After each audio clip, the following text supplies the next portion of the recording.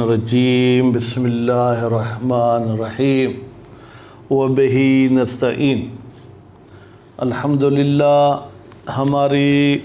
गुफ्तगू लुम्आ सेवम के किताबुद्दैन में थी, तो कल हम कुछ दैन के मसाइल बयान कर चुके। उनमें से आखिरी मसला ये था कि कर्ज़ के अदा करने की नीयत होनी चाहिए कर्ज़दार की, कि मैं कर्ज़ अदा करूँगा। नीयत का मतलब हमने ये कहा कि उसका अज़्म होना चाहिए, इसलिए कि ये ईमान के मुक्तज़ियात में से है कि वाजिबात के अदा करने की नीयत होनी चाहिए, मुहर्रमात से बचने की नीयत होनी चाहिए। और आखिर में ये कहा कि जो बंदा कर्ज़ अदा करने की नीयत कम रखता है तो फिर उसके रिज़्क़ रोज़ी में भी तंगी होती है। आज फरमाते हैं कि अगर मकरूज़ अपने अंदर एहसास कर रहा है कि मैं मरने वाला हूँ और जिससे कर्ज़ लिया था वो भी वहाँ पर मौजूद नहीं है, तो उसका माल वफ़ात के वक्त जो है क्या है, कर्ज़ जुदा करके रखना चाहिए और वसीयत करनी चाहिए कि भाई ये माल फ़लाँ शख्स का मेरी तरफ कर्ज़ है, उसको दे देना। भाई क्यों उस माल को ये शख्स अलग करके रखे? फरमाते हैं ताकि वारिस इस माल में कोई तसर्रुफ़ न कर सकें, और ये वसीयत भी किसी ऐसे बंदे को करेगा जो भरोसे वाला हो। इसलिए कि वसीयत में जैसे कि ये गैर के माल पर किसी को मुसल्लत कर रहा है। अगरचे हम और मवारिद में कहते हैं कि गैर सिका को भी वसीयत की जा सकती है।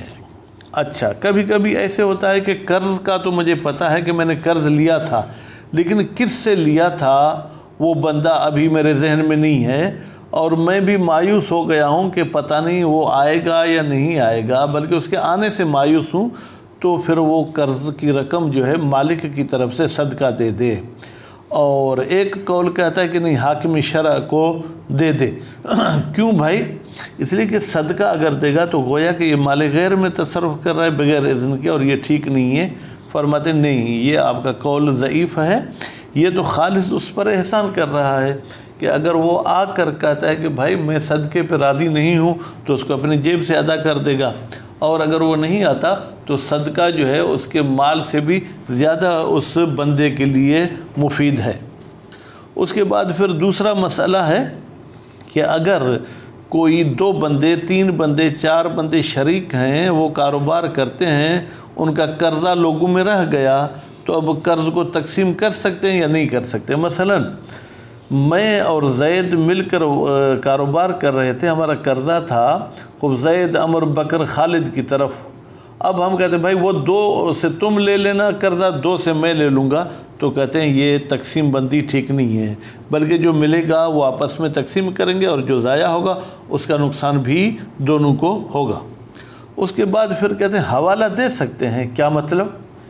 यानी 2 बंदों की तरफ, हम 2 बंदों का कर्ज़ है तो हर एक हमारा कर दिया। मैं कहता हूँ कि भाई ज़ैद की तरफ जो मेरा कर्ज़ का हिस्सा है वो मैंने तुम्हारे हवाले कर दिया, और वो कहते फ़लाँ की तरफ जो मेरा कर्ज़ का हिस्सा था वो मैंने तेरे हवाले कर दिया। तो नतीजे में दोनों जो है क्या है आपस में ऐसे हवाले के हिसाब से तकसीम। कहते हैं कि अगर इस किस्म के हवाले को हम सही माने तो फिर ये सही हो सकता है। इंशाअल्लाह किताबुल हवाला आगे आएगी, किताबुल हवाला, उसमें हम पढ़ेंगे। हवाला का मतलब वैसे बुनियादी तौर पर यह है कि मैं आपका कर्ज़ी हूँ, आप किसी दूसरे बंदे के कर्ज़ी हैं। अब आप कहते हैं कि भाई आपका जो मुझ पर कर्ज़ा है वो इससे ले लेना, क्योंकि मैं बरी ज़िम्मा नहीं हूँ, बल्कि मैं भी किसी का मकरूज़ हूँ। लेकिन यहाँ तो शुरका में इस किस्म की कोई बात नहीं है। उसके बाद फिर तीसरा मसला ये है कि मेरा जो कर्ज़ किसी बंदे की तरफ था, आया मैं उस कर्ज़ को हाल में बेच सकता हूँ? हाल का मतलब ये कि अभी मैं उसकी रकम ले लूँ, अगरचे मैं मदयून से वो देन अभी हासिल नहीं कर चुका। कहते हैं जी हाँ, ये बे जायज़ है। ख़ुद मदयून को बेचना चाहे तो भी जायज़ है, और गैर मदयून को बेचना चाहें तो भी जायज़ है। तो अभी हम चलते हैं जनाब इबारत की तरफ। व अज़लोहू की ज़मीर जाएगी जनाब किसकी तरफ हो? उस कर्ज़ की तरफ। और कर्ज़ को जुदा करना ज़रूरी है عند وفات ہی، جب مقروض کی وفات ہو رہی ہو، والإیصاء بہ، اور اس قرض کی پھر وصیت بھی کرنی ہے کہ یہ فلاں شخص کا ہے، لو کان صاحب القرض، اگر قرض کا مالک جو ہے کیا ہو، غائباً، وہ غائب ہو۔ بھائی کیوں ایسا کرنا ضروری ہے؟ لیتمیز الحق، تاکہ قرض والے کا حق جدا ہو سکے، ویسلم من تصرف الوارث فیہ، اور جو ہے کیا ہے جناب وہ قرض محفوظ رہ سکے وارث کے تصرف کرنے سے۔ ویجب، اور ضروری ہے، کون الوصاءۃ بہ، وصیت ہو اس قرض کی کس کی طرف، الی ثقۃ، ایک ایسے بندے کی طرف جو قابل بھروسہ ہو۔ بھائی کیوں؟ لأنہ، اس لیے کہ یہ وصیت تسلیط علی مال الغیر، آپ گویا کہ کسی کو مسلط کر رہے ہیں اس صاحب قرض کے مال پر۔ وَإِن قُلْنَا، ان کو انہیں وصلیہ لے لیں، اگرچہ ہم قائل ہیں بجواز الوصاءۃ الی غیرہ، کہ جائز ہے وصیت کرنا غیر ثقہ کو، فی الجملہ، فی الجملہ یعنی تمام موارد میں نہیں، لیکن بعض موارد میں جائز ہے، لیکن قرض میں ایسی وصیت کرنا جائز نہیں۔ وَلَوْ جَهِلَهُ، اگر مقروض اس قرض والے سے جو ہے کہ جاہل ہے، یعنی بھول گیا ہے، وہ یئس منہ، اور نا امید ہو چکا ہے کہ وہ ظاہر ہوگا اور مجھ سے پیسے لے گا، تصدق، تو یہ مقروض صدقہ دے گا، بہی، اس قرض کا، انہو، اس صاحب قرض سے، فی المشہور، یہ قول مشہور یہی ہے۔ وقیل، اور قول مشہور کے مقابلے میں دوسرا قول ہے، وہ کہتا ہے یتعین دفعہ، معین ہے کہ یہ قرض دیا جائے الی الحاکم، حاکم کو، کہ بھائی اس کا اگر مالک آ جائے تو اسے دے دینا۔ لأن صدقۃ، یہ لأن دلیل بتا رہے ہیں کیل کی، بھائی صدقہ کیوں نہ دے؟ کہتے ہیں اس لیے کہ صدقہ دینا تصرف فی مال الغیر، یہ غیر کے مال میں تصرف ہے، اور وہ بھی بغیر اذن ہی، اس کے اذن کے بغیر، اور غیر کے مال میں ایسا تصرف کرنا ٹھیک نہیں ہے۔ وَيُضَعَّف، یہ قول کیل ضعیف ہے، بِأَنَّهُ، بتحقیق کہ یہ صدقہ دینا، خوب آپ کہیں گے صدقہ کی طرف مذکر کی ضمیر کیوں پلٹ رہی ہے؟ تو آپ تصدق کر لیں، مصدر ذو الوجہین ہے، احسان محض، یہ خالص احسان ہے، الیہ، صاحب قرض کی طرف، لأنہ، اس لیے کہ صاحب قرض، ان ظہر، اگر وہ ظاہر ہوا بمعنی آ گیا، وَلَمْ يَرْضِ بِهَا، اور وہ صدقے پر راضی نہیں ہے، ضمن، تو یہ مقروض ضامن ہے، لہو، اس صاحب قرض کے لیے، عوضہا، اس صدقے کے عوض کا۔ وَإِلَّا کے دو مطلب ہو سکتے ہیں، یا تو یہ کہیں کہ وہ آیا ہی نہیں، یا آیا ہے لیکن راضی ہے، وَهِيَ أَنْفَعُ، تو پھر یہ صدقہ زیادہ نفع پہنچاتا ہے، من بقاء العین، کہ ہم اس کے عین مال کو باقی رکھیں، المعزولہ، جو الگ کر کے رکھی گئی ہے، المعرضۃ لتلفہا، لیکن پھر اس میں تلف ہونے کا بھی خدشہ ہے، بغیر تفریط، اور اس میں ہم کوتاہی بھی نہیں کرتے، المسقط لحق ہی، اور اگر یہ مال تلف ہو گیا تو اس صاحب قرض کا حق جو ہے کیا ہے، وہ ساقط ہو جائے گا، دوبارہ ہم اسے نہیں دیں گے، جبکہ صدقے میں وہ ہم اسے دیں گے۔ والاقوی، یہ ہے شہید ثانی کا نظریہ، قول اقوی یہ ہے، التخیر بین صدقت، ہمیں اختیار ہے کہ صدقہ دیں، ودفع الی الحاکم، یا ہم حاکم شرع کو دے دیں، وابقائہ فی یدہ، یا ہم اس قرض کو جو ہے کیا ہے اس اپنے ہاتھ میں رکھیں۔ ولا تصح، اور صحیح نہیں ہے، قسمت الدین، دین کو، قرض کو بانٹنا، المشترک بین شریکین فصاعدا، وہ قرض جو دو شریک یا دو سے زیادہ کے درمیان مشترک ہے، علی المشہور، یہ نظریہ جو ہے کیا ہے مشہور ہے، بل الحاصل منہ لہما،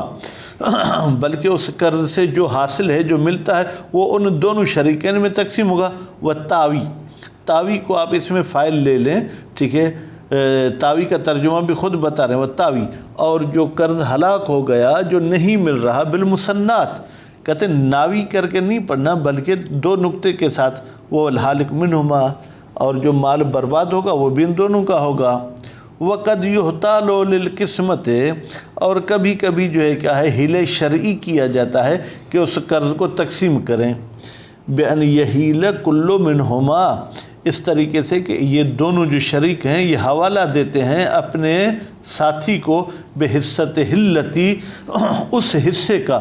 یرید اعطاءہا صاحبہ، جس حصے کو دینا چاہتا ہے اس شریک کا ساتھی، ویقبل الآخر، اور دوسرا بھی قبول کر لیتا ہے، بناء علی صحۃ الحوالۃ من البری، یہ بنا رکھتے ہوئے کہ بری و ذمہ بھی حوالہ دے سکتا ہے، وکذا، اسی حوالے کی طرح، لو اصطلحا، اگر یہ دونوں آپس میں صلح کر لیتے ہیں، علی ما فی ذمم، جو دوسرے لوگوں کے ذمے ان کا قرض ہے، بعضاً ببعض، بھائی فلاں کا ذمہ میں نے تیرے حوالے کر دیا صلح کے حوالے سے، فلاں کا تو میرے حوالے کر دے، وفاقاً للمصنف فی الدروس، یہ صلح والی بات مطابق ہے مصنف کے کتاب دروس کے، ویصح، اور صحیح ہے، خوب بیعہ، اس دین کو بیچنا، بحال، حال میں، یعنی اس کی قیمت میں ابھی لے رہا ہوں، قرض بعد میں اس بندے کو ملے گا، وَإِن لَمْ يَقْبِضْ، اگرچہ اس شخص نے وہ دین قبض نہیں کیا ہے، من المدیون کا تعلق جار مجرور یقبض کے ساتھ نہیں بلکہ یصح کے ساتھ ہے، صحیح ہے اس کا بیچنا، مدیون کو بیچے یا غیر مدیون کو بیچے، حالاً کان الدین ام مؤجلاً، جو قرض بیچ رہا ہے وہ حال ہو یا وہ جو ہے کیا ہو، وہ مؤجل ہو، اس میں کر سکتا ہے۔ ولا یمنع، یہ اعتراض مقدر ہے، بھائی ہم نے تو کہا تھا کہ حال بیع میں قبض کرنا شرط ہے، کہتے ہیں ولا یمنع تعذر قبض ہی، منع نہیں کرتا اس دین کا قبض کرنا بیع کے وقت، کس سے منع نہیں کرتا ہے، من صحت ہی، بیع کے صحیح ہونے سے، لأن شرط امکان ہو، اس لیے کہ شرط یہ ہے کہ قبض کرنا ممکن ہو، فی الجملہ، فی الجملہ کا بھی مطلب کیا ہے، یعنی بالکل محال نہ ہو، لا حالت البیع، بیع کے وقت قبض کرنا صرف معاملے صرف میں لازم ہوتا ہے، ولا فرق فی بیع ہی، اور کوئی فرق نہیں ہے اس دین کے بیچنے میں، بالحال، جو آپ حال کے ساتھ بیچ رہے ہیں، بین کونہ مشخصاً و مضمونا علی الاقوا، چاہے وہ مشخص ہو کہ دین فلاں چیز ہے وہ جو کونے میں رکھی ہوئی ہے، اور اس کی ضمانت بھی ہے قول قوی کے مطابق، للاصل، اصل کی وجہ سے، یعنی اصل یہ ہے کہ اس قسم کی کوئی شرط نہیں، اصالۃ العدم کہہ لیں، وعدم الصدق اس میں دین علیہ، اور کوئی شخص کہے کہ پھر تو یہ جو ثمن ہے یہ بھی دین اور جو بیچ رہا ہے وہ بھی دین، تو بیع الدین بالدین، یہ تو ٹھیک نہیں ہے، کہتے نہیں ایسا نہیں ہے بھائی، یہ چند سیکنڈ میں اگر دیر بھی ہو رہی ہے حال کی تو کوئی حرج نہیں، لا بمعجل، لیکن معجل کے ساتھ جو ہے کیا ہے وہ نہیں بیچ سکتا۔ خوب فرماتے ہیں لأنہ، اس لیے کہ معجل کے ساتھ بیچے گا تو بیع الدین بالدین، وہ تو قرض کو قرض میں بیچ رہا ہے اور وہ ٹھیک نہیں ہے، وفیہ نظر، فرماتے ہیں کہ اس بات میں ہمیں اعتراض ہے، فیہ کی ضمیر کیا جائے گی، بیع الدین بالحال، کہتے ہیں اس میں بھی ہمیں اعتراض ہے، لأن الدین الممنوع منہ، اس لیے کہ وہ دین کے جس سے منع کیا گیا ہے، ما کان عوضا حال کونہ دینا، یہ وہ دین ہے جو عوض واقع ہو، کب، جب آپ عوض کے طور پر دے رہے ہیں تو وہ دین ہو، بمقتضى تعلق الباء بہ، اس لیے کہ یہ بات تو مقابلے کی معنی دیتا ہے، یعنی دین کو دین کے بدلے میں بیچنا ٹھیک نہیں ہے، والمضمون عند العقد لیس بدین،